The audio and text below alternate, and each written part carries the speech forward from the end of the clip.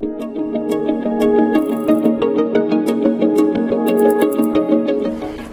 I'm Karen Perez, Chair of Hillsborough County School Board. I want to welcome you to Hillsborough County Public Schools, a donde servimos más de 200,000 de estudiantes. That includes children in preschool and adults through our workforce program. Hi, I'm Jessica Vaughn, the school board's vice chair. Our district is the 7th largest in America, and our team is made up of 24,000 people working at close to 250 sites across the county. Our district is diverse and dedicated. Our board meetings are held in our board auditorium on select Tuesdays at 4 p.m. The best way to serve our students and our community is to involve you, the public, in what we do. You are welcome to meet or email any of our board members and follow our district on social media. School board meetings are covered live by Hillsborough Schools TV on Spectrum 635 and Frontier Channel 32. Meetings are also streamed live on our website at hillsboroughschools.org. Closed captioning is provided on all broadcasts, and past meetings are available in our online archive. We are interested in what the public has to say. We'll include time for audience comments before we address our business items. Our agenda and any supporting materials can be viewed online in advance. They are posted 7 days before each meeting on our website at hillsboroughschools.org. Our vision is preparing students for life, and that means all students every day. Todos los estudiantes, todos los días. Thank you for your interest in education. With your help, we are making decisions that shape our community's future.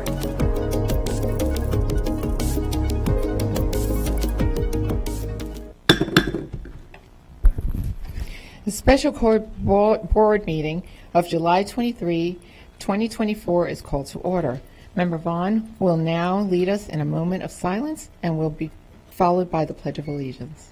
Thank you. Please join me in a moment of silence.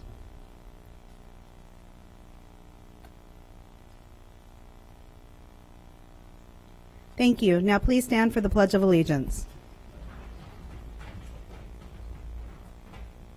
I pledge allegiance to the flag of the United States of America and to the republic for which it stands, one nation, under God, indivisible, with liberty and justice for all.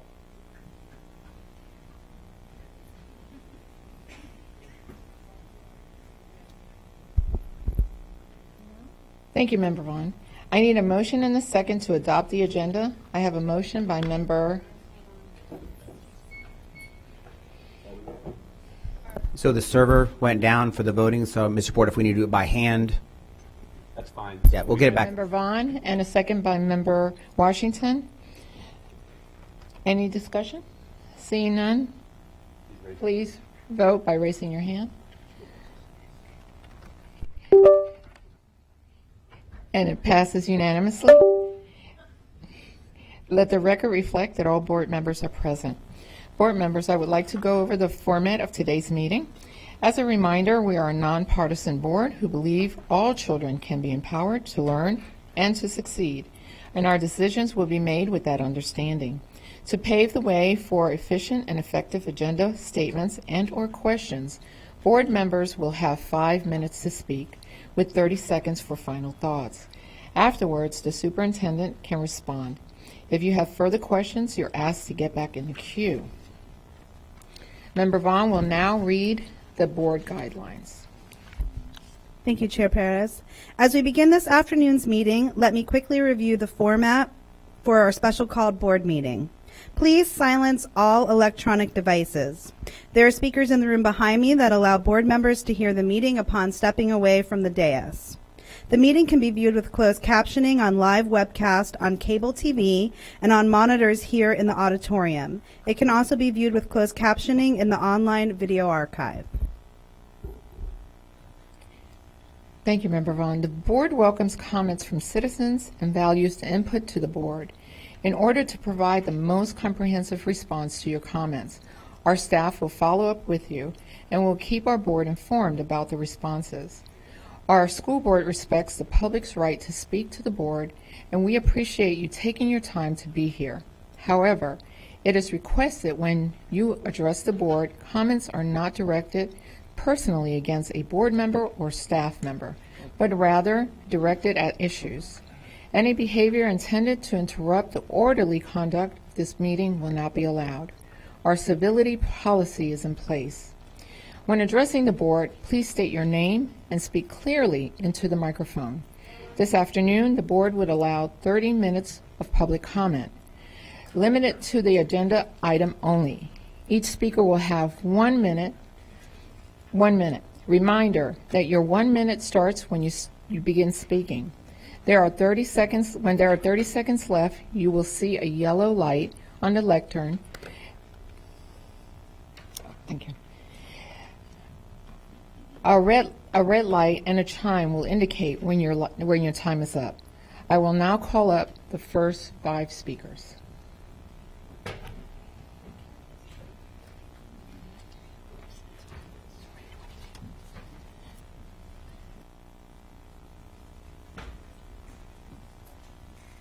First speaker, please.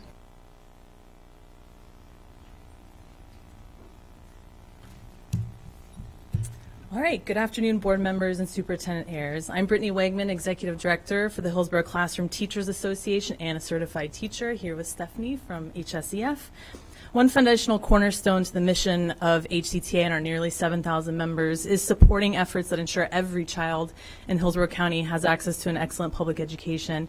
HCTA believes in the power of collaboration and community, and so today I want to make sure it is known that we already stand united in support of this school board's decision to seek legal action to compel the Board of County Commissioners to put the millage referendum on the 2024 ballot, which is their duty. Our attorney, Mr. Mark Levine in Tallahassee, is already in communication with Mr. Porter, and we have a legal team on standby and committed to the entire process. I want to be clear in this message. HCTA will not back down when the future of our students is at stake. This legal effort is not just about a vote. It is about upholding the integrity of the democratic process and ensuring that our students have opportunities that they deserve in our public schools. Thanks to each of you for your vote and put the interests of our students Thank you. first. Next speaker. Do you start? Okay. Good morning. My name is Derek Bullard. I'm coming from Tampa. The decision by the Board of County Commissioners has left a dark cloud over this district and our students. This isn't a good day for our students who need long-term teachers, bus drivers, paraprofessionals, and many employees that serve their educational interests and needs. Frankly, they deserve better. The decision to put our students on the back burner by taking away the very thing that would help the district attract, hire, and retain teachers and staff has left our students' future in doubt. The actions by the Board of County Commissioners serves no one and will keep hindering our students' progress. We have many students who are counting on the district to take the actions on this matter so we can continue living up to the motto, preparing students for life. Thank you. Thank you. Next speaker.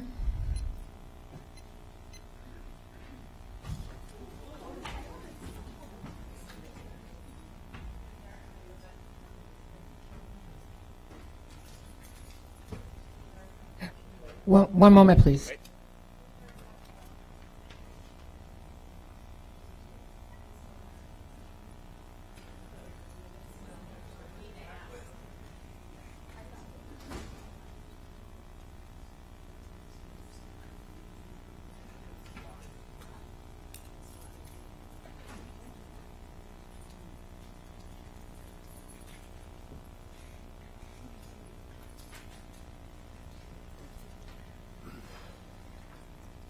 Hello, my name is Luis Salazar, President of the Hillsborough County LGBTQ Democratic Caucus. I've been here for a lot of reasons, most of them asking you and thanking you for supporting my community. And of all the times I've been here, I've heard teachers and staff asking for one thing, a living wage. The millage was the opportunity for this. And judging by the energy in this room and most of you, Having the county commission challenge our school system is a fight for equality, and it's not a shock nor surprising by any way that they have slashed or cut in creating that world of inclusion, diversity, equity, and accessibility. Today, I have the privilege of standing here to support teachers and the staff and the members of the board the way they have supported my community. I'm here to ask you to please give the superintendent the approval to use all the tools available to make sure the people who represent and answer can live in their home and continue to teach our children. Schools are places in our communities where we learn how to face the world and make relationships with those in our community. Please make sure the people keeping those buildings standing, teachers who care for our communities and children, and bus drivers have the tools to do so. Thank you. Would speakers 6 through 10 please line up? Next speaker, please. Good afternoon. I'm Peter Horstman. I'm the co-chair of the Political Action Committee of the Hillsborough County LGBTQ+ Democratic Caucus.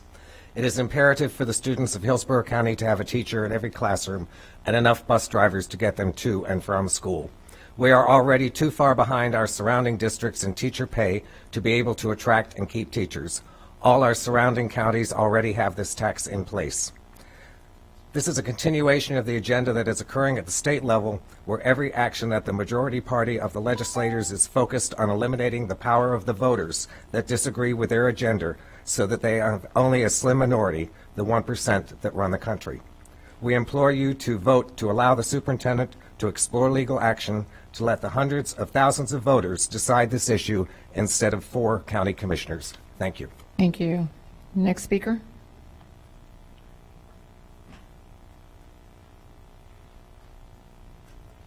Good afternoon, school board members. I'm Ellen Lyons, PTA Lady Extraordinaire. I support the superintendent's recommendation to seek all legal action, appropriate legal action, to ensure that the millage referendum is on the November 5th, 2024 ballot for Hillsborough County.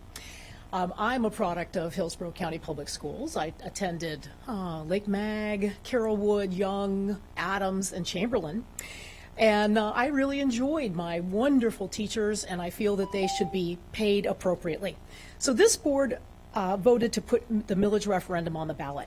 And thus, this board should take all appropriate action to ensure that the voters are able to vote on it this year. The millage is going to bring about competitive pay for our incredible teachers and staff and expanded academic programs for our students. Hillsborough students deserve the very best you can give them, and our district needs this millage to ensure high-quality teachers are in front of our kids every day. So please empower. Thank you. Thank you very much. Next speaker.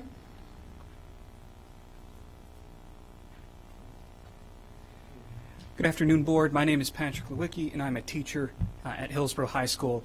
Let me be blunt here. We cannot afford a delay in this millage. We needed it yesterday, and we still need it today. Every day we delay this millage, students are arriving to school late. Every day we delay, students are missing on instructional time. Every day we delay, teachers are fleeing this district. Every day we delay, the opponents of public education gain further and further ground. Every day we delay, our students are worse off than they need to be. Let's not mistake this for what it is, an attack on public education. And any attack on public education is a threat to our students, their futures, and therefore this county's future. And if our students are under attack, then by God, give the superintendent a shield. I have just 3 parting words for the superintendent on behalf of all teachers, all parents, all support staff, all administration, and most importantly, all students. Go get them. Thank you. Next speaker.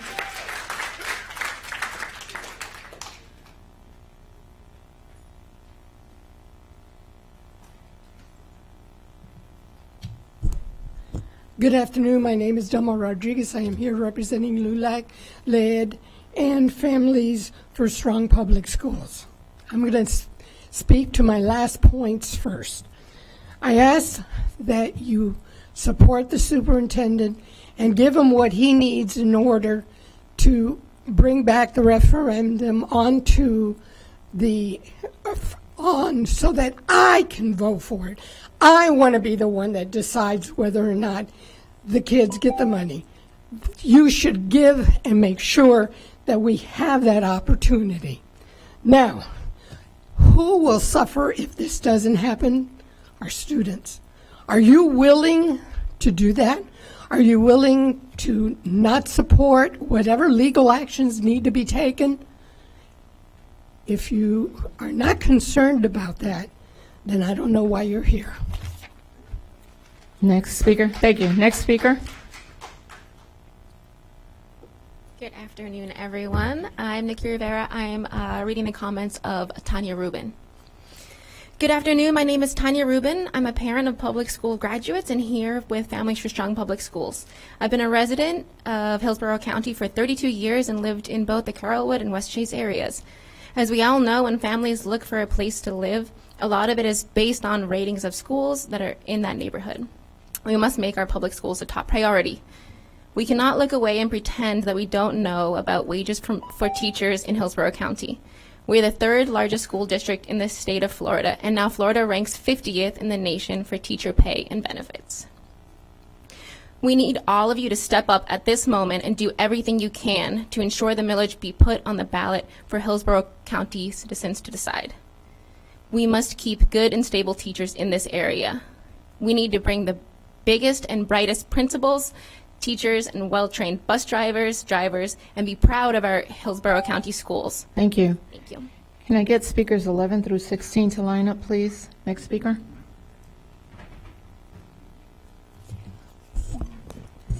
Good afternoon. My name is Angie Snow, and I'm at Lockhart Elementary School. I say that proudly. I know many of you. I come really to speak directly to you, Superintendent.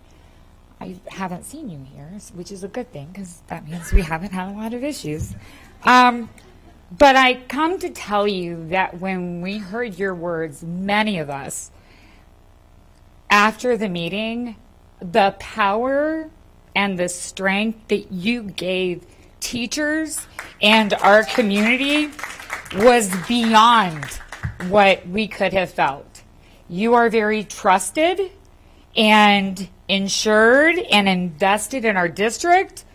Previous superintendent, we know why it didn't pass.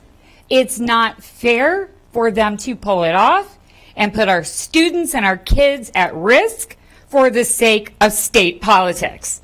Our kids deserve a chance and a choice, and it's not fair. Thank you. Thank you. Next speaker, please.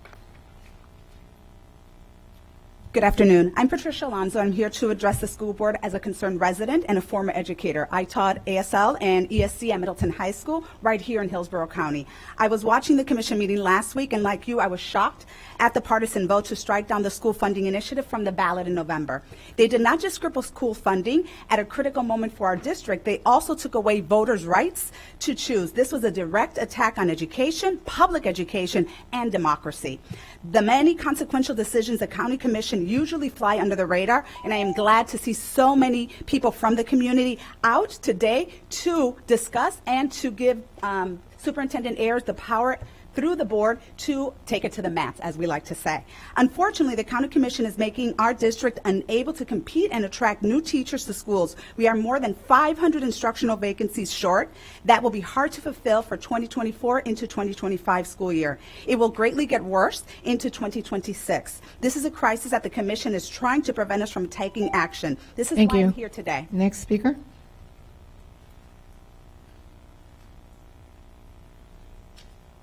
Hi, I'm Betsy Braden.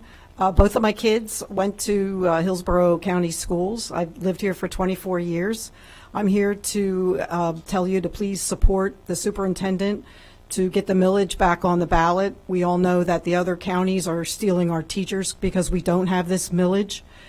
And we know that we are missing 500 teachers, and we really need to be competitive throughout the state. And talking about the county commissioners, the person right before me, Pat Alonzo, was running for county commissioner. We need to pay attention to what's going on over there. They think that charter schools are the way to go. So please vote for Pat. Thank you. Next speaker, please. Just a reminder, this is not a place to campaign. It's not appropriate to campaign on school property. I'm going to ask the speakers to respect that, and I'm sorry that happened at the very end, but public is not allowed to campaign on school property, so please do not use public comment for that. Good afternoon. My name is Kate Bentley, and I've been in the Hillsborough County School District for my entire life. I graduated in 2023 as valedictorian of Plant High School, and I'm attending Princeton University. And I'm here to urge you to give all of our students the same opportunities I had. I'm a product of great teachers and great administrators, but I'm seeing them leave. I mean, the entire time I was at Plant, we couldn't keep teachers. It was constant turnover. And I'm hearing my friends at all of their schools struggling to keep up in their classes with out-of-state students because they didn't receive, not due to the fault of any specific teacher, but they just didn't have a teacher for the full year. I urge you, take the legal action necessary to make sure this referendum is on the ballot. Thank you. Next speaker, and can I get speaker 17 through to 21 to line up, please? Good afternoon. My name is Erin Quinn, another PTSA lady. Members of the school board, I'm here today because I am appalled at the recent actions of the Board of County Commissioners. After this board went through the proper and transparent processes of voting to put the millage referendum to the voters this fall, the BOCC has overstepped and, behind closed doors, conspired to disenfranchise the people of Hillsborough County. I am asking that you authorize Superintendent Ayers to pursue all legal means to compel the BOCC to do their duty and put the millage on the referendum. We cannot allow power grabs to go unchecked no matter what the issue at hand is. If we let this slide, surely they will continue to delay and reduce funding as we have already seen them do. All school board members, regardless of whether or not you support the millage, you are members of a board that serves the cause of public school students and are the authorized holders of the decision-making power to place the millage referendum on the ballot. Please do not allow this blatant abuse of power by the BOCC to go unchecked. If our school board cannot vote to support the right to at least vote for better teacher pay, we will see our teachers leave in droves. Thank you. Thank you. Next speaker.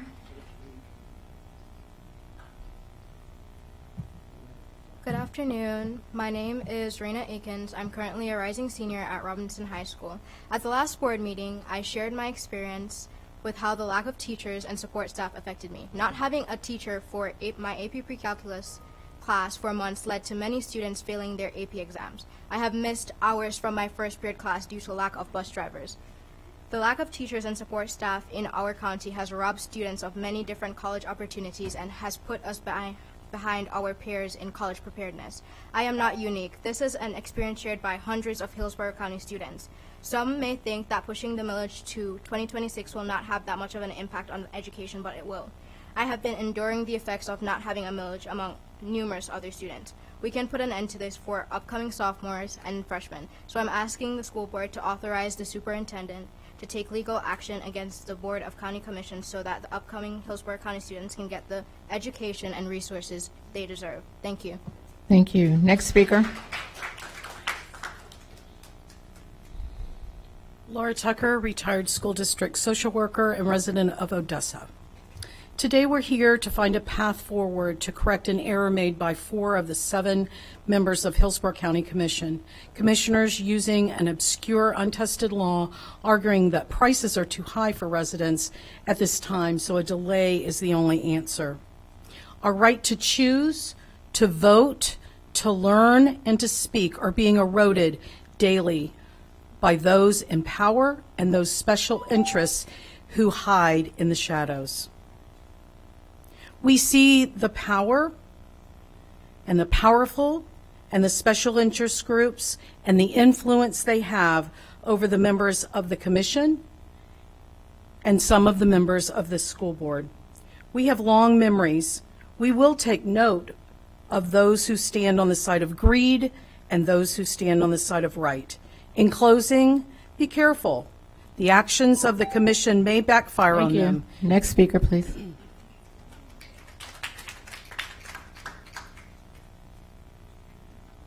My name is Russ Miller. I live in Lutz. I work in data analysis. H.G. Wells said civilization is a race between education and disaster. Universal education with ever-rising standards will keep us ahead, but defunding our schools makes certain that our civilization will fall. Our population needs the understanding to deal with this and other complex problems, that global warming is melting the ice caps and Hillsborough County could someday find itself submerged and erased. We need them not to deny that these problems exist, but learn how to solve them. not to stay home or work in fast food, but to rise to its full potential. We must fund the schools now, or we will lose this race. Thank you. Thank you. Next speaker.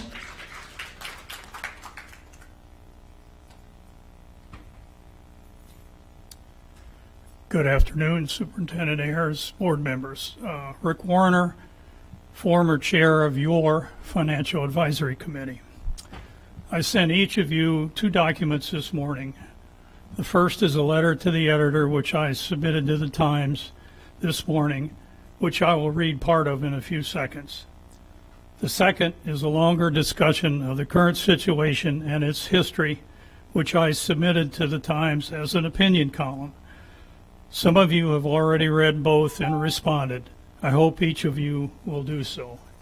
The letter to the editor. The 2 largest public service providers should be collaborating on what is best for the citizens of Hillsborough County, that being, of course, the County Commission and the school board. There is little time for a lawsuit to be filed and ruled on. Perhaps the only potentially successful course of action is to take the high road and appeal to the 4 commissioners. Thank you. Next speaker.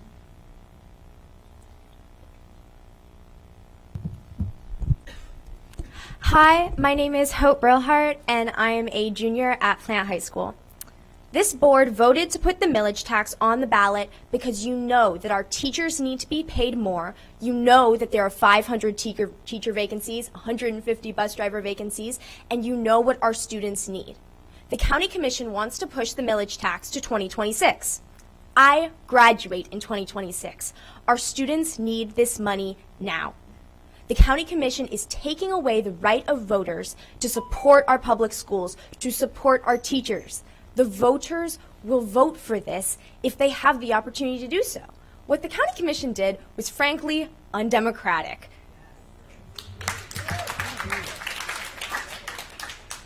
You guys all know that we need to support our teachers and that we need to support our public schools. Please support the superintendent in taking legal action so that we can continue to allow our students to receive a quality education. Thank you. Next speaker.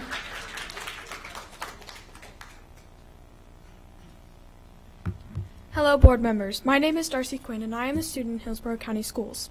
I am lucky enough to be in charter programs in which there are teachers who want to be there because they know they are teaching the kids who have been able to reach the capabilities that are better than the traditional classes because they don't have teachers. I have watched students in the traditional classes at my schools not have teachers for a year.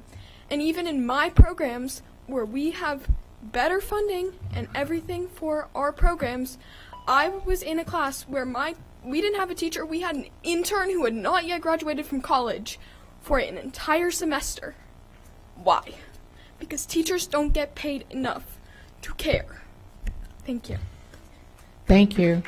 Can I get speakers 22 to 25 to please line up? Hi, I'm Ben Braver, and I'm a teacher of and product of our school system. We see that the state has abandoned its responsibility to fund our children's education, and so we have to take up the slack. We can see that the people are here today, the teachers and even the students are here to say that we want this referendum. We want to vote on it. But what they have done is take away our voice, our right to have our will govern this state and our community. We need to take up this, we need to take this up because our students deserve more. Our teachers deserve more. It is unaffordable to work as a teacher here. You cannot live doing one of the most critical jobs for our community. We have to put this back on the ballot so that our education system can work and our democratic system can work. Thank you. Thank you. Can I have speakers 22 to 25 please line up? That's it? Okay. Good afternoon, and yes to everything he said. Good afternoon, board members and superintendent. My name is Yolanda Turner. I have been an educator with Hillsborough County for 25 years. During those 25 years, I've watched students blossom under the guidance of passionate and well-supported teachers, and it is truly transformative experience. Every child deserves that chance. I have also seen firsthand the unfortunate impact that unfair compensation in our schools and on our students. Fair wages help keep great teachers in the profession, reducing turnover and creating a stable, nurturing environment. In closing, paying teachers what they deserve benefits everyone. It's not just fair, it's smart. I implore you, school board members, to authorize attorneys to seek all appropriate legal action to ensure the millage referendum is on the November 5th, 2024 ballot. Thank you. Thank you. Next speaker.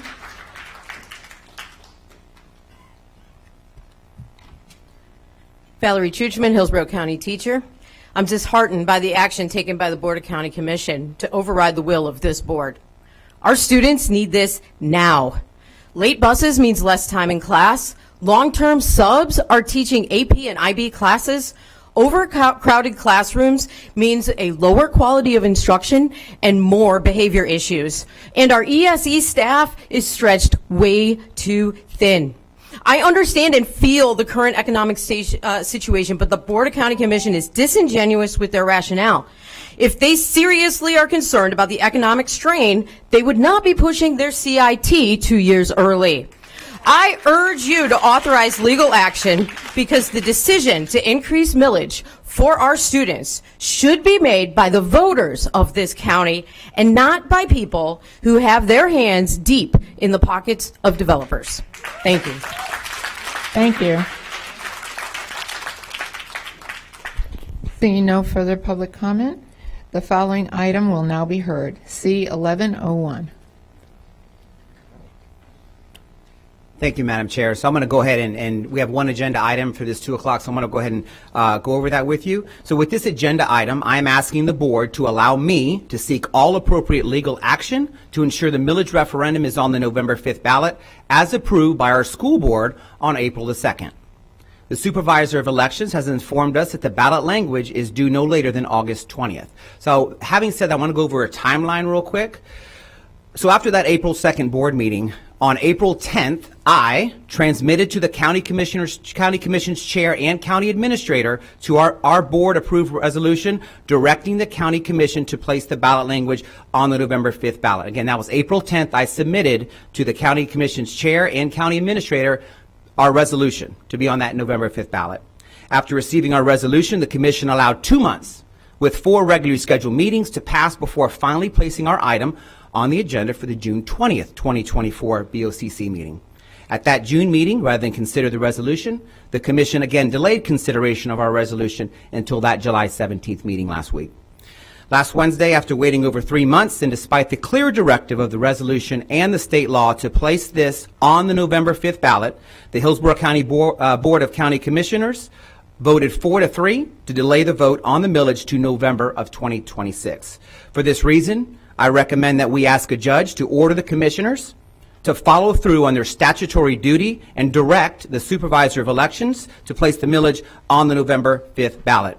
I'm making this request of you today to allow the voters and citizens of Hillsborough County to have their opportunity to make this decision at the ballot box. I'm taking this action as a principled stance.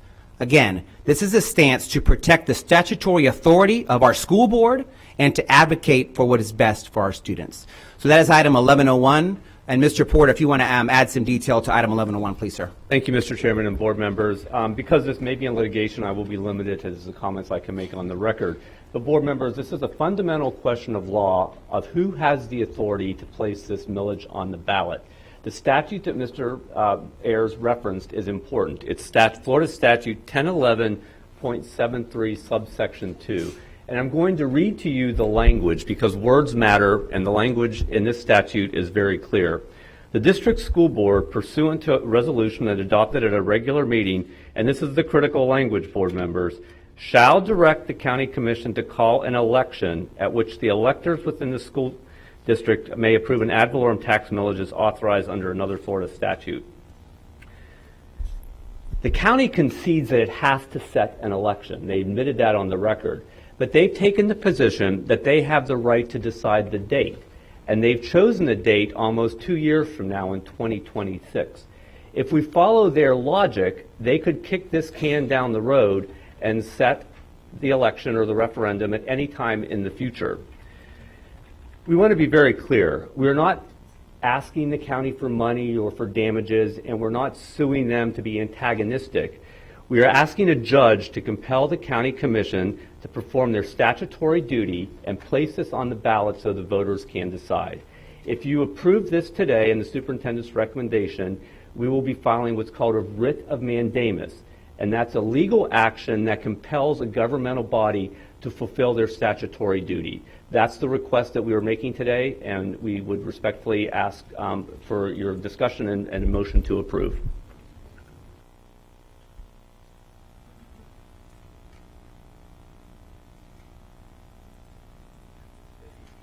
Get a motion on the floor, then you can discuss.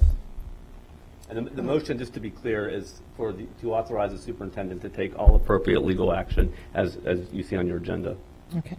Can I have a motion and a second to approve the item C 1101? I have a motion by Member Washington and a second by Member Combs.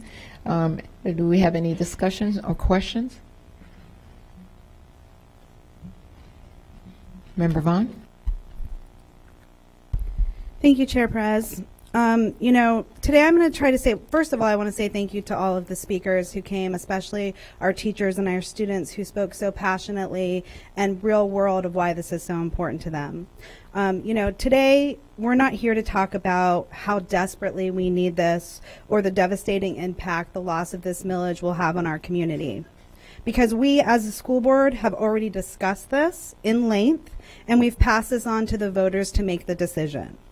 What we are here to discuss, though, is the fact that 4 county commissioners superseded the authority of this duly elected school board, the will of the people of Hillsborough County, and in my opinion, the very foundation of democracy.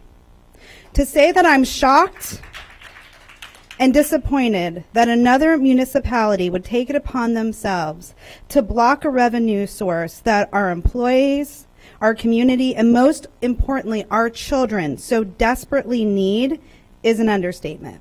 I'm not really sure why the county commission decided to block this. If it's the fact that they're worried about 2 taxes on the ballot, we had it in 2018 with the transportation tax as well as the capital outlay tax that we had, the half-penny sale tax, and they both passed by the voters.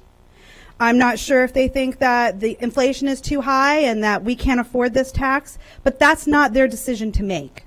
Again, that should be up to the voters, the people who elected them and elected us in this county. If this was the other way around, the county commission would be livid. I want to say the county commission has no authority over us. We are not governed by them. And in fact, there are lots of times where we try to partner with them where issues that they could help make our schools better, our roadways better, and they say they have absolutely zero authority over our schools and they consistently push it back to us. So for them, with zero conversation with our board, after months and months of waiting, to all of a sudden decide that they're going to take this away from the voters is playing politics in our education system. And one thing that I've heard over and over again from all sides of the coin is people want politics out of education. Our children are not political pawns. We cannot afford to push this back for 2 years. To say that another governing body would not work in unity with us is appalling to me. We are elected as municipalities to work together for the benefit of the community, regardless of whether or not it's our own personal opinion of whether something should be on the ballot. So today, Superintendent Ayers, I say I absolutely support you. Thank you for having the bravery to do what's right for our community. We're trying to get through this meeting, so if we could stop the clapping so we could get through this meeting, I appreciate it. I'm not sure when the word democracy became a dirty word or when public education became the enemy. But let's be honest here. Taking this choice, which it is, away from our voters means that it's our children who are going to suffer the most at the end of the day. So again, I support you on this. I implore the county commission to take politics out of education and do what's right for our children, for our community, for our educators, which, by the way, we're the biggest employer in Hillsborough County. Our employees, our teachers deserve a livable wage. We have to be competitive, and we have to keep our teachers here in our county. That's all I have to say. Thank you. Thank you, Member Vaughn. Member Washington? Thank you, Madam Chair. That was very well said, Member Vaughn. I am baffled in all my years in the school district. This has never happened to Hillsborough County Public Schools. Never happened to a board. This is unbelievable, people. And you know what? I'm pissed. Because we cannot let people dictate to our board what's best for Hillsborough County school system. We sat on this dais to support our people. And that's not only teachers, that's custodians, bus drivers, all the employees here in Hillsborough County. That's what we do. I don't want nobody deciding who to vote for, or I can't vote. This is a democratic society. We live in a free world. We live in a society where we have a right to vote if we want to. You can't tell us we don't wait 2 more years. What happened after 2 more years? They may decide to go 2 more years, like Member Vaughn said. This is critical here, people. I mean, this is really critical. And Superintendent, I support you 100%. And I've been in this district longer than anybody in this room. And I support you 100% because we cannot we are elected officials too. Hell, we got much power they have. We can't let somebody decide on what we are going to do with our teachers. You know, I'm very emotional because I was a teacher before. My wife was a teacher. My son was a teacher. And we had to work like hell to make ends and odds meet because we didn't have the money. We had to work the summer jobs because we didn't have money to work. We didn't have money to do the things that we wanted to do with our kids. And we had to work hard. And teachers, administrators, employees, you name it, you deserve to have a raise. We just want to put it on the damn ballot. That's all. We just want it to be on the ballot. And all these people said, now, would you tell them, well, you wait 2 years before we give you some money? Would they accept that? I'm willing to bet no, they wouldn't. They wouldn't accept that.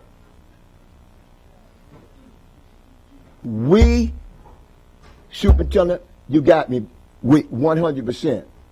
I'm sorry, you all, that I'm a little upset because I don't take this very well when somebody comes in our yard to tell us what to do.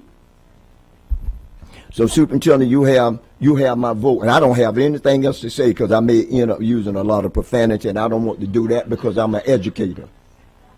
You got it. Thank you, Madam Chair. I appreciate that very much. Any other questions or comments?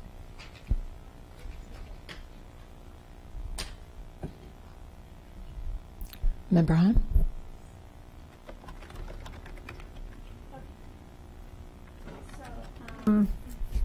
I appreciate your passion. I really do. All of my board members are passionate about this issue, and all of you are too, and I respect that. I have a question about the cost. I don't see it on the cover page, and usually there's a cost in regards to, and I know you may not know the exact cost, but usually it's like we're not going to, they usually give us a cap. Like this is a blank check right now. So I'm just kind of curious. As we move through this process, you mentioned the writ and that it goes to a judge. And is that where it starts and stops? Typically, it is hard to predict, Member Hahn, because of the nature of this and the timing of this. We have a hard deadline of August 20th. We're going to ask for an emergency order, an emergency hearing. A lot will depend on the judge. We don't anticipate this being very expensive. If it does go into a situation where most litigation goes on for months and sometimes years, and the legal bills add up. I can't predict what this would be. I don't think it's going to be very expensive. If it looks like it is, we'll have to come back to the board. For instance, if there's an appeal, I mean, I think that's a whole different case. But I don't, we are always cognizant of legal fees, but it's really hard to predict at this point. But I don't think it will be something that would be a normal litigation because it'll be so quick. Yeah, I do wish there would have been at least some kind of ceiling on this, and then when you hit that ceiling, you come back. So, that makes me uncomfortable. I don't, I think there should be a cap on that as this moves forward. I don't, if it goes on for, I don't know, but there should be a cap. There's always a cap when it comes to these contracts. So, from the very beginning of our conversations, Mr. Superintendent, and with Mr. Farkas and members of your staff, and on this dais, my concern has always been the timing of this. I spoke a lot about it when we board first voted on this. I always thought it's easier with the CIT. I thought the focus should stay on that this year because it's easier to keep money you've already than get new money, and I don't think people are going to tax themselves twice. So my feeling was we're going to get one or the other, and if they're going out for the CIT, I know that was not something you anticipated that they were going to go out this year for the CIT, but just, in my conversations with the superintendent, I did ask him to focus on the CIT and hold the referendum for next time. I do think there's also a bit of an issue with communication. I understand that, there were some missed opportunities to meet with all members of the Board of County Commissioners. And to me, that's a priority because you do get to share your rationale. You do get to share your plan. You do get to have that back and forth conversation. You may change minds, you may not, but you shouldn't miss that opportunity. And so the fact that some county commissioners you haven't met with them, is concerning, especially most recently, because that builds a collaborative relationship. It's a good working relationship.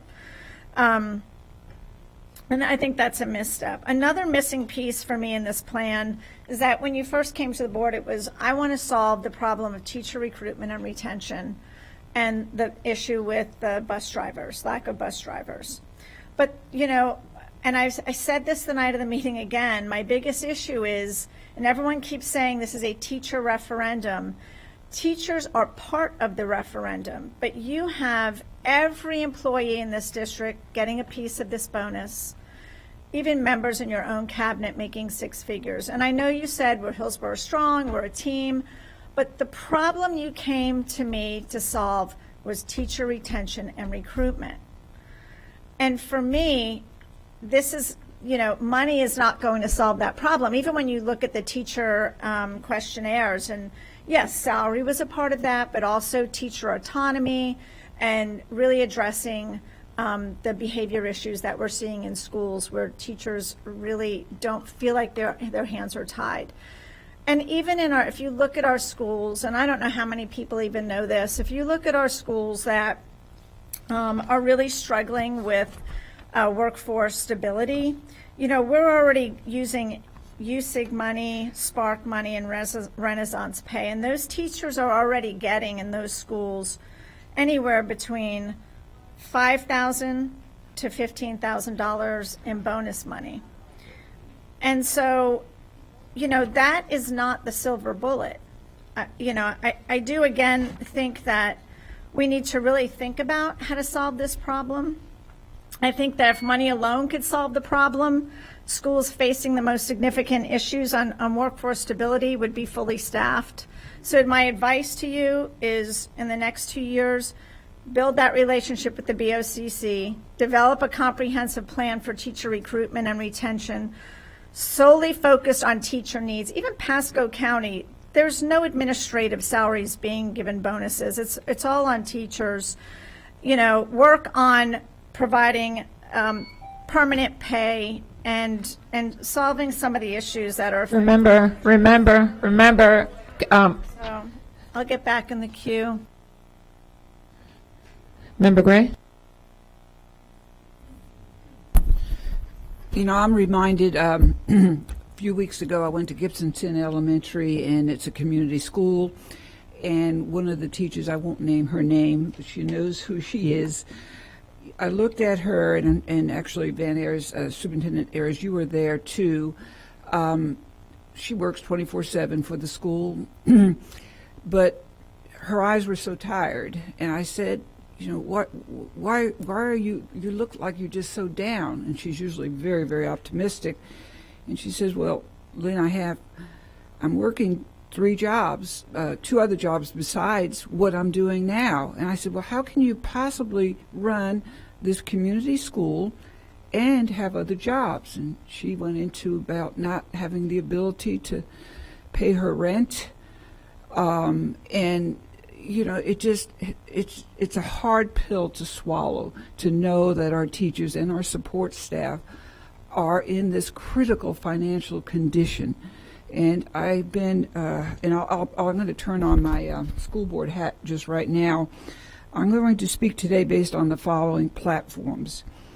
As a constitutional officer of the state of Florida, as one who has the statutory authority, as a senior board member of 8 years, as one who represents a county-wide constituency of almost 1 million voters, 227,000 students, 18,000 teachers, 245 public and charter schools, and one who has spent her entire life as an educator and know firsthand that teacher pay is directly correlated to the hiring and retaining of effective teachers and, yes, staff, bus drivers, point of service.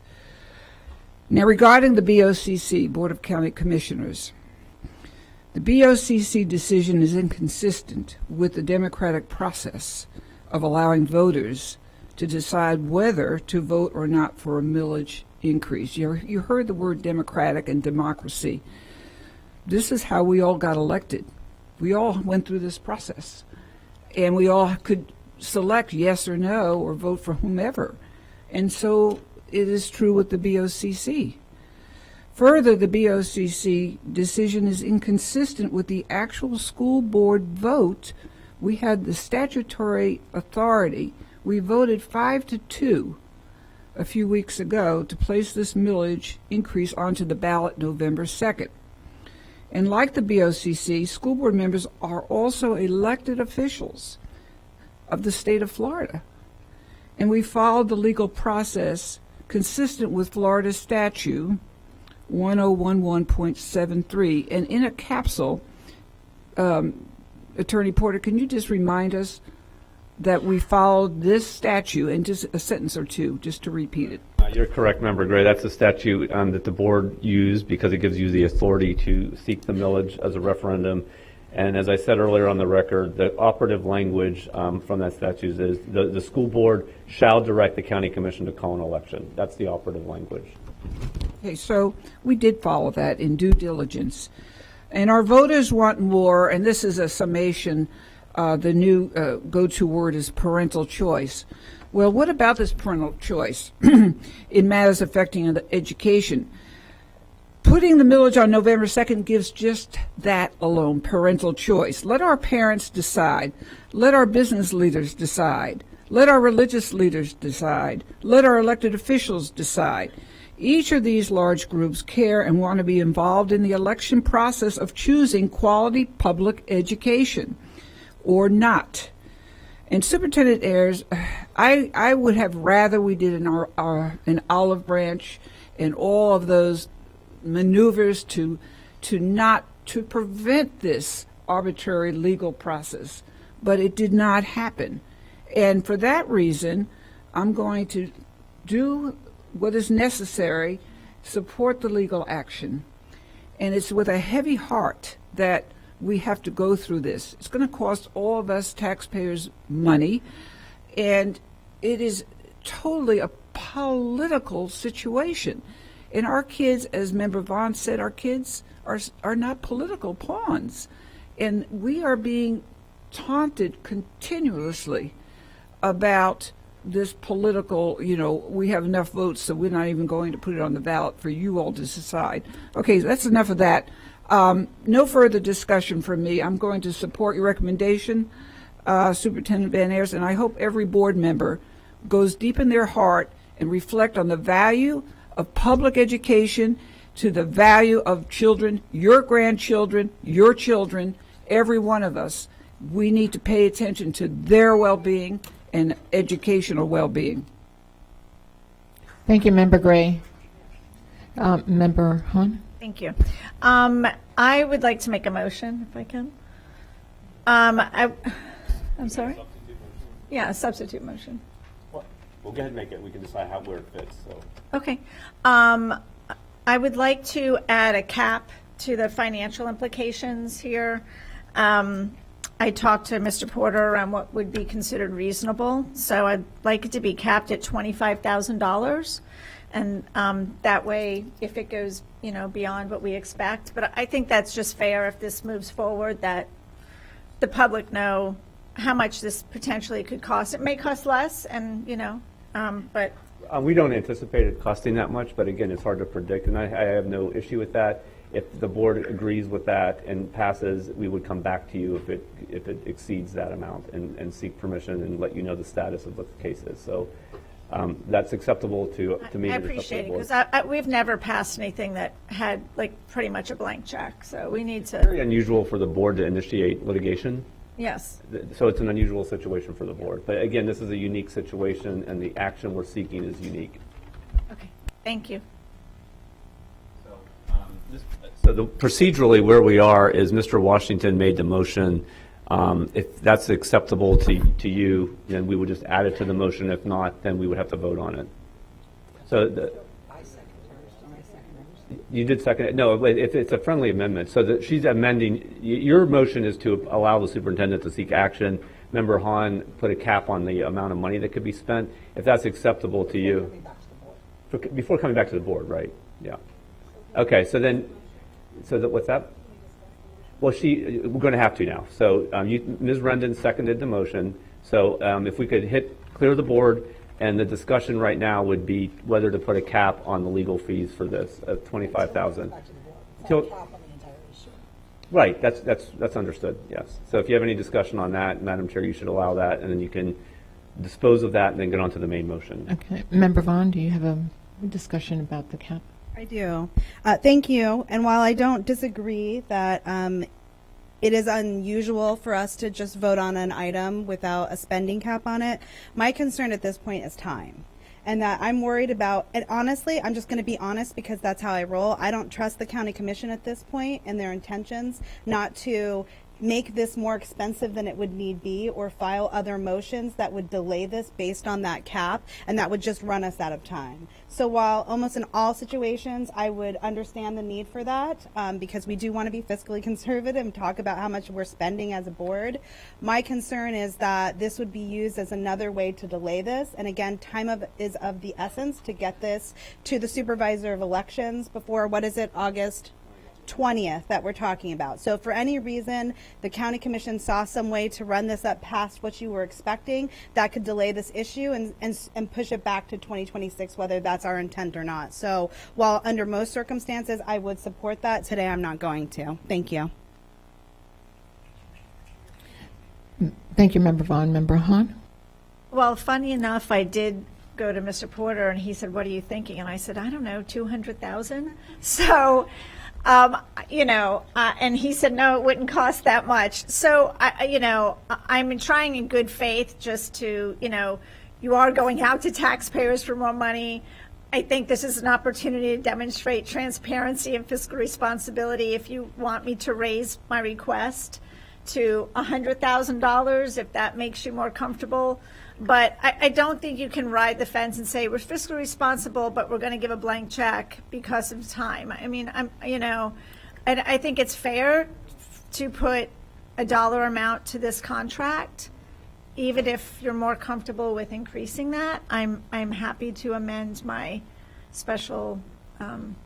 Yeah, regardless of how the board votes on this, I mean, we are committed to being fiscally responsible for this and within the confines of what I've described. So however the board lands on this, I take it very seriously, and we all take it very seriously. The other thing I'll note is the fees or the rates that are charged are far below market rate. They're a government rate, which naturally keeps this lower than you would find in a private situation. So we'll commit to whatever the board wants, but if it doesn't pass, we are committed to making sure that we're responsible on this. Thank you, Member Hahn. Member Vaughn? Superintendent Ayers, since you brought this forward, I'd like to know what your thoughts are on the amendment from Dr. Hahn. If we want to put a $25,000 cap on that, I have no issue with that at all, that this number will stay far below that number. So I'm fine with the $25,000 cap on this listed on this agenda item. I do not anticipate the fees on this going anywhere even close to that $25,000. So I'm okay, to answer it direct, I am okay with the $25,000 as a cap being listed on there. And again, I don't anticipate the legal fees associated with this to come anywhere even close to the $25,000. So I'm open to raising the cap. I'm open to that discussion. I'd like to hear what my other board members feel on this. You said you were open to raising the cap on this. So to your point, I keep jumping in, I'm sorry, but I'm trying to cut to the chase here. To your point, if you're concerned about delays and appeals, then you could probably say 50,000, and I think that would, again, I don't anticipate getting anywhere near that, but I think that would cover everything. And again, if to Ms. Rendon's point, if it does, I'll come back to the board. Okay, I'm curious to see what my other board members think. Thank you.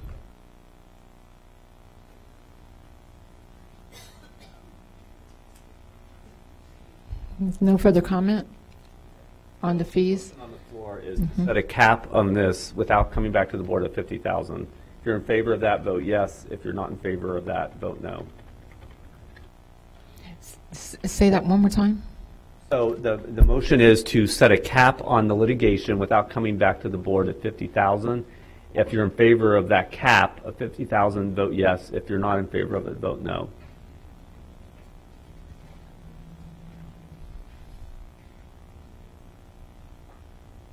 Okay, so the motion failed, but board members, as I said earlier, we will be responsible on this, and I'll keep you apprised of if costs start to rise. But I appreciate the conversation. It's a good one. So now, if you could go back to the main board. This is the main motion on the floor, which is to approve the superintendent's recommendation to seek all legal action to ensure that the millage is on the ballot. That's what you're all discussing now. And we're going to go back to the queue. Yeah, they're in the queue. Who was in the queue? I think Member Rendon was in the queue and somebody else was in the queue.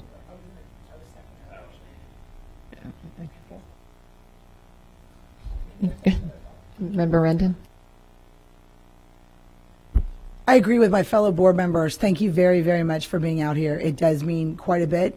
Your thoughts and your feelings are taken very seriously. I've been very honest along this way ever since I've been on this board. At the end of the day, if we are not taking care of our teachers, any of our school staff, we are not doing our job diligently. I have disagreed on the way in which to get there, and that has not changed. However, where we're at today has nothing to do with my priority as a teacher in the classroom. 100% agree that we need to pay our teachers more. I have voted on many things where I disagreed with paying for certain things where I think things need to continue to go towards teacher salaries. And I will continue to back that. And I will continue to look, and right before this meeting, I met with the CFO again, looking at different alternatives, because it is 100% correct that we need to adjust our teacher salaries and our staff salaries 100%. But where we are today is, does the county commission have the right to put this on the ballot at the time in which they see fit? And that is the question before us. Not whether or not we agree with teachers or support staff, or we back our parents, or we back our students. I 100% agree that we back all of the above. However, the decision that we have here today is, did the commission have the authority to put a date on when they heard and when the voters get to decide on the ballot? It was made very clear that they don't have the right to not put it on a ballot. It was, again, when. So what I did in my due diligence in preparing for this meeting was I looked at statute, because at the end of the day, statute dictated which way we go. It's not about my opinion. It's not about my feelings. Statute dictated, did they have the authority or not? And if they had the authority, do I allow our superintendent to spend money without having the authority to do so? And so when I looked at the statutes, there are two statutes I looked at, and then an Attorney General's report and letter in which they addressed a similar situation in Hernando County. The two statutes in which I looked at were Florida Statute 1011.73, Florida Statute 2.055, Section 7.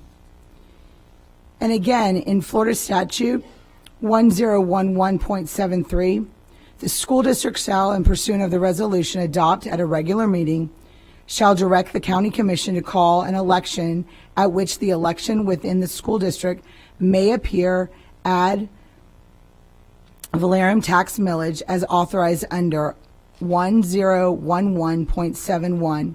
Such election must be held at any time, except but not more than one. Each election shall be during the course of 12-month period. So again, although it directs us to compel the county commission to put it on the ballot, it specifically says at any time. In Hernando County School Board, in which they filed a lawsuit against the county commission in a very similar situation, although they were going after a half-penny sales tax or levy, it did in the written comments based upon the Attorney General, it did address and where the authority was given to the county commission over the school board. The school board is compelled to get the county commission to put it on a ballot. So, in doing that, they specifically made reference to both statutes in which I made reference to as well. In the Attorney General's status, it made reference again to 1011.73 and other statutes. But it said, and it gave comparison, that in the advisory opinion to the governor, the Supreme Court of Florida considered whether the governor who held the authority to call a special election also had the authority to fix the date of the election. The court responded by stating that inasmuch as the statute made it the governor's clear mandate duty to call a first primary election, it also imposed upon him the duty to fix in his call the date of such a primary election. Florida courts have recognized that those officers, those official statutes that clearly authorize the school district to call a referendum or direct the county commission to call. I'll get back in the queue. Thank you, Member Rendon. Member Combs? Thank you. First of all, Mr. Porter, how many years have you been practicing law? Over 34 years. I don't think there's any other attorneys who are school board members. So I would like you to take a minute, because I know a lot of that was interpreted very different, because we're talking about different sales taxes and different laws. And I trust you as my attorney of 34 years and the only attorney sitting up here on this board to please interpret that before I speak. So, okay, thank you, Member Combs. So, Ms. Rendon's comments really reflect the county's position. That's what was said at the county commission meeting. That's their position, and that's why we're at odds, because we disagree with their legal interpretation. Attorney General opinions are opportunities for people to ask the Attorney General questions about the law that are unsettled. They're persuasive, they're not binding. But more importantly to the point, the references that Ms. Rendon made were to a completely different statute. The statute in question here is Florida statute, in which she did reference 1011.732. Sales tax and property taxes are treated differently under the law. The language in the statute is different.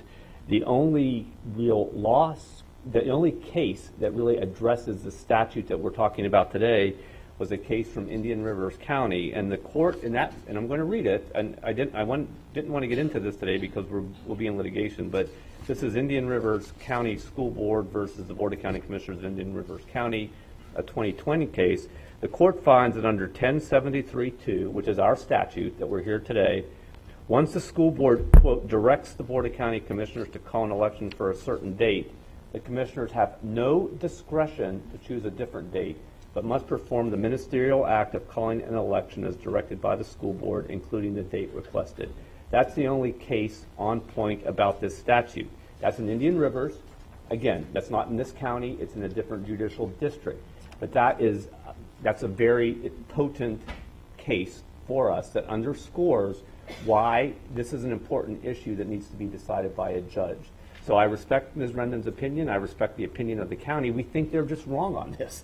And we're asking a judge to clarify that because our reading of the statute is very clear that the county commission has no discretion to set the date they need to do it. So that's sort of the stance of where we are. Thank you. And I sit as a board member of Hillsborough County School Board and not the Board of County Commission. That's where I sit as a board member.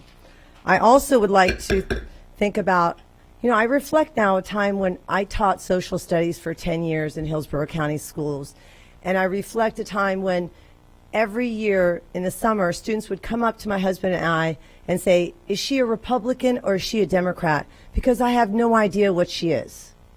Because we're here to teach high order skills and we're here to teach students democracy.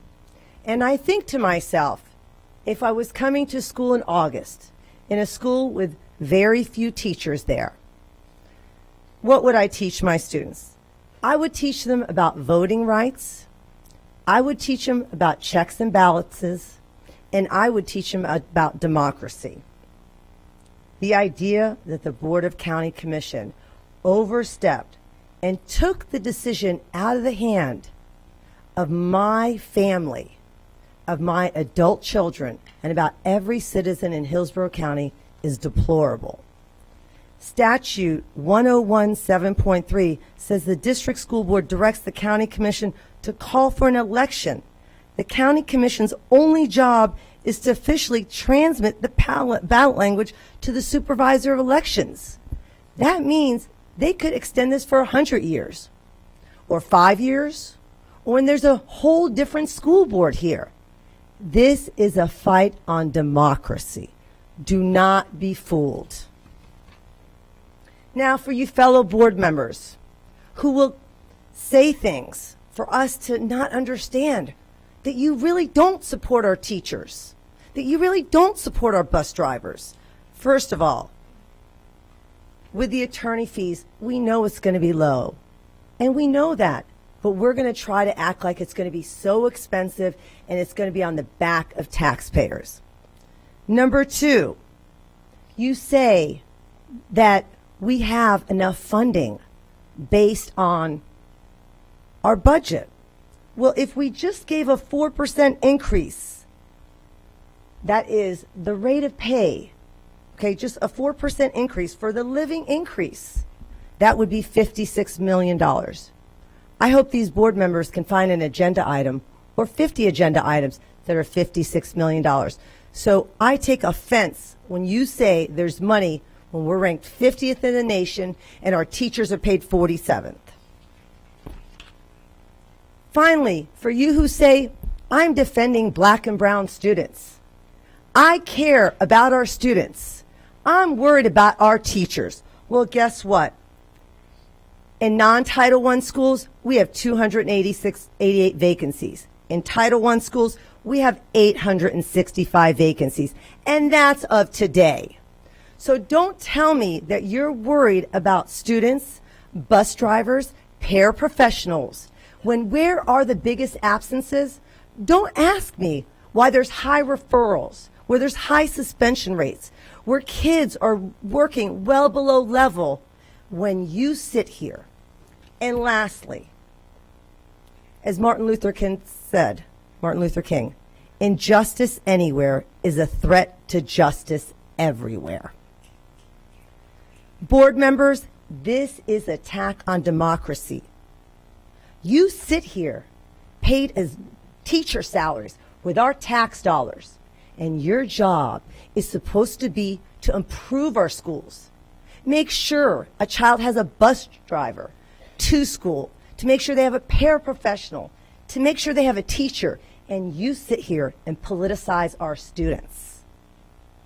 This is about democracy and giving our Hillsborough County voters a chance to vote. Thank you. Superintendent Ayers? Thank you, Madam Chair. Just some comments. I want us all to remember the community investment tax was passed in 1996 and expired in 2026. There was conversation as soon as I took over as superintendent about the community investment tax, which I work with the county commission on our community investment tax, and the dialogue and conversation around taking us from 25% of the community investment tax off the top to 0. I had extensive conversations with every county commissioner except one that didn't want to meet with me. So 6 of 7 county commissioners at the time to get our community investment tax to get us in it some type of way. And we can go back and watch county commission meetings and you can hear that it started out they were going to cut us out altogether. I work with our county commissioners to get that number up to a number that's least, it's something, I guess, $187 million over 15 years. So I just want to be clear that I did work with county commission. I have an excellent relationship with our county commission. I work with them all the time, as I did in February and March with this. In reference to the millage referendum, I don't need their permission. It is in the statute. It is they shall direct. I don't feel like I need permission from the county commission to do what's right for the students of Hillsborough County. So I just want to be clear for the record. I didn't extensively meet with our county commissioners for something we work. And listen, we have a great relationship. I have a great relationship with our county administrator, Bonnie Wise. We work together all the time. We work with our county commissioners when it comes to impact fees to improve those numbers. We used to have $200 impact fees prior to, and it went up to $4,000. In 2020, we finally got that number to $8,000 in working with our county commission. So we have a relationship with them. When it came to the community investment tax, we had to work to get the 5% that we have now. So I just want to be clear that my relationship with the county administrator, the county commissioners, I had extensive meetings with them in February and March. Of the 6 of the 7, one didn't want to meet with me. I met with 6 of the 7 county commissioners at the time. So I just wanted to bring clarity to that. It's important for me as superintendent to have those relationships all across the entire county, across this entire city, and I just want to make sure that for the record that that's there. And back with this millage referendum, again, I'll say it again, it is a board decision. It is not the county commissioner's right to supersede the authority of the school board. We made a vote on April the 2nd. I sent the transmission on April 10th to get it on the ballot for them to vote on it, and we waited until July 17th. I work with the county commissioners when I need to. We have a great relationship with them. I don't need their permission for the millage referendum, and that's where we see differences around this. I don't need their permission to move forward with this millage referendum. They have to do their statutorily required duty and place it on the ballot. That's it. Thank you, Superintendent Ayers. Member Vaughn. Thank you, Superintendent Ayers. I was actually going to ask you about whether there was a missed opportunity, because I think it's very clear from my service that I'm all about collaboration with my fellow board members, with other municipalities, but collaboration goes both ways. And it's been clear from the beginning with County Commission when they decided, 1, to bring their tax forward 2 years early, 1, to cut us out of the tax all the way, almost like you said, they were pushing for 0, but down from 25% to 5%. And then as they push theirs forward 2 years to try to detour ours and push ours back 2 years, to me, that shows the nature of collaboration is only going one way. And I'm also disappointed that one of our county commissioners, in response to this, Commissioner Wastel, went on publicly to talk about how students we don't really need to value public schools because they can choose charter schools, or they can choose vouchers, or they can choose private schools now. And again, to attack our public schools like that, which is the foundation of any good society, of any community, and the reason why we're here. Public schools is the biggest equalizer. Such a blatant attack on public education with this does not, to me, show that there's a collaborative nature from the board. So again, I appreciate this. To me, we can talk all day about the merits of this millage and whether or not it's something voters should vote for. But at the end of the day, what we're discussing right now is this board's autonomy to make our own decisions as elected official. Until the next election, every single one of us were elected by our constituency to decide what is best and what our needs are for this district. And we have done our duty. And while I don't disagree that maybe there's some technicality that the county commission found to use their authority to deny this, if you look at what this means to our community and taking the right away from the people who live here to make this decision, it's not about whether they have the authority, it's whether they're abusing abusing the authority. And to me, that's what today's discussion is about. So again, I thank you for being brave on this. I thank you for bringing this forward, and you have my full support. Thank you, Member Vaughn. Member Renda? Thank you. So no, I am not an attorney, but yes, I did consult other attorneys, and so I'm not going to say anything more than I've just read statute and in briefings from the Attorney General. And in the conclusion of what I'm going to read, it says, at the end of the day, the governing body of the county is responsible for placing the resolution on the ballot. It is their responsibility and cannot be avoided. However, the statute is silent regarding which election must include the referendum, but rather it imposes on the Board of County Commissioners as a governing body of the county the duty and responsibility of placing the issue on the ballot. And so again, it comes back to the fact that the Attorney General weighed in on the fact that it identified the County Commission as the governing body and gave them a responsibility to put it on the ballot and gave them the authority to make the date.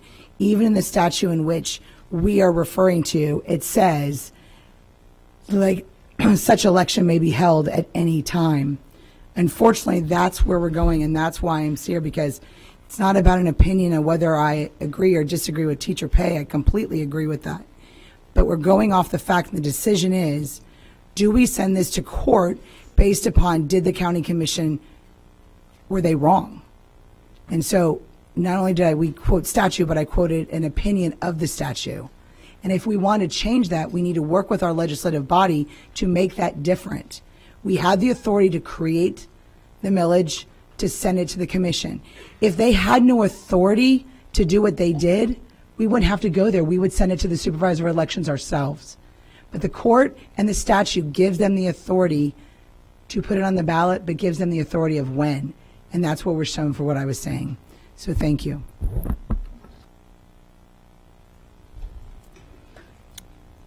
Any further comment? Okay. So, seeing no further comment, please vote when your lights appear.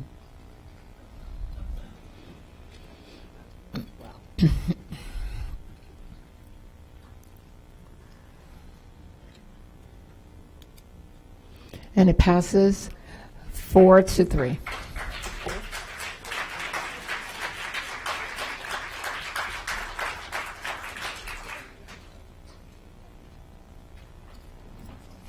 And this meeting is adjourned.